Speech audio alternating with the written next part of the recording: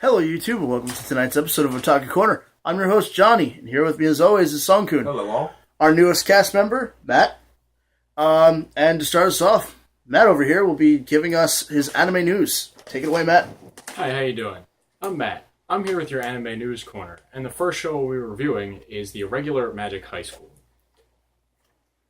This show is about a student named Tatsuya at a magical high school that teaches kids how to practically use magic, not only for daily uses, but also for combat. It follows 4 different archetypes for genres, which would be comedy, action, harem, and slice of life.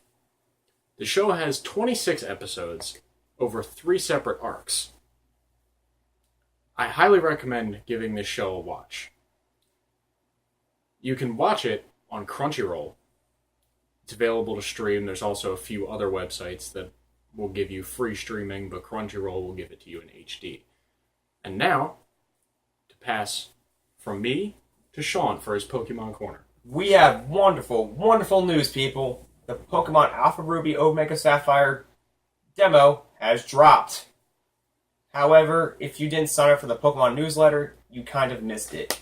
But don't fret at all. We got more on the way.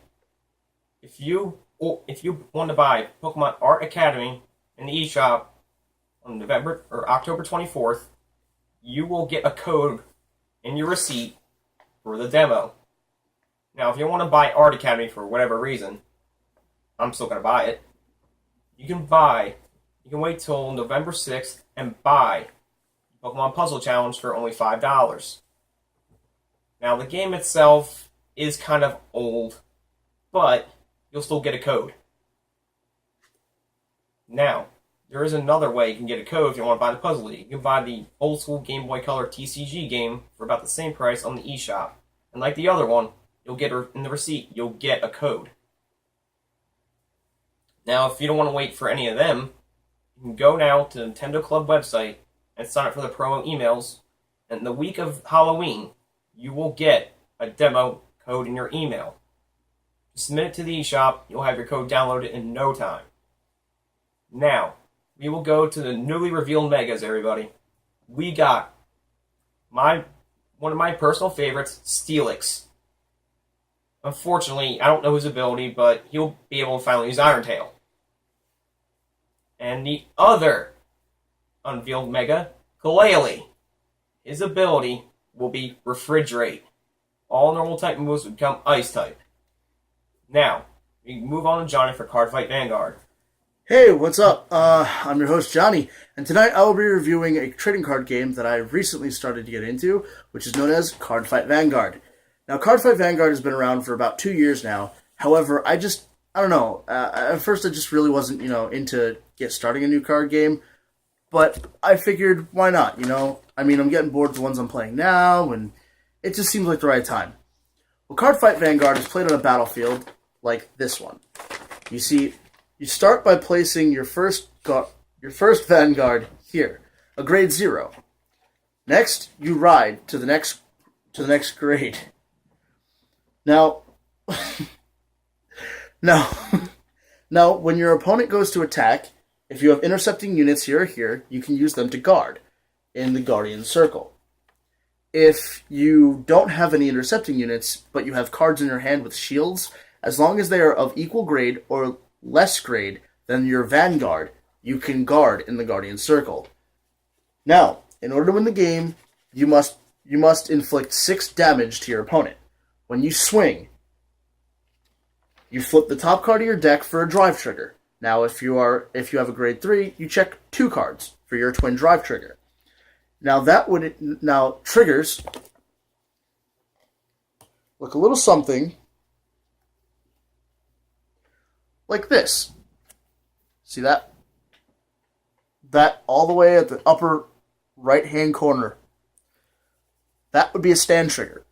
Basically, you would... This will allow your unit to stand back up and attack again. Thank you, Sean. Now, if you get nothing, such as the upper right-hand corner of this card, then the damage just stays the same and no added effects or abilities are applied. And that card will just be added to your hand. That card just gets added to your hand. However, your opponent does a damage check for every critical, which is the number at the low mid, all the way right there. That's how much damage each card does. Now, when you inflict damage on your opponent, they flip for a damage trigger. Now, they can draw any number of triggers, from draw to stand to heal trigger, which heal trigger would enable you to heal 1 damage from here, provided you had 4 or more damage in your damage zone. Now, when this damage zone fills up to 6, you lose the game. I was really interested in it because I saw the first episode of the anime and I thought, hey, why not? I read up on the rules ahead of time for maybe about a solid 2 weeks straight before I fully made up my mind. I did all the research, and I play an archetype known as Royal Paladin. Now, it's a very strong archetype that is currently has enough support to where you can make any kind of Royal Paladin deck you want, without having to play the main character's deck. Continue. So yeah, that's pretty much it, and hopefully I get to see you guys in a tournament. Thank you for joining us tonight on Otaku Korner. I'm your host, Johnny. I'm Matt. I'm Sean, and I'll get my hand on demo. I promise I'll give a review of it. Later days.